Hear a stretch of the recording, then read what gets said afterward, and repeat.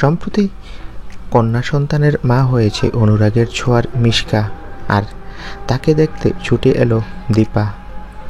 হ্যাঁ, মানে অভিনেত্রী স্বস্তিকা। অহনার তখন সদ্য মা, আর দীপা ওর হাতে গিফট তুলে দিয়ে বলে, এইটা মা থেকে মার জন্য একটা স্পেশাল স্কার্ফ। তোর কাঁধে বাচ্চা রাখলে যাতে আরাম পায়, আর তুইও ফ্যাশনেবল থাকিস। অহনা হেসে ফেলে, বলে, তুই সিরিয়ালে আমার প্রতিপক্ষ হলেও বাস্তবে তুই আমার সবচেয়ে বড় সাপোর্ট। এই স্কার্ফটা আজ থেকে আমার যুদ্ধের ইউনিফর্ম। দীপা বলে, এই যুদ্ধ কিন্তু প্রেমের, মাতৃত্বের। এবার তোর নতুন গল্প শুরু।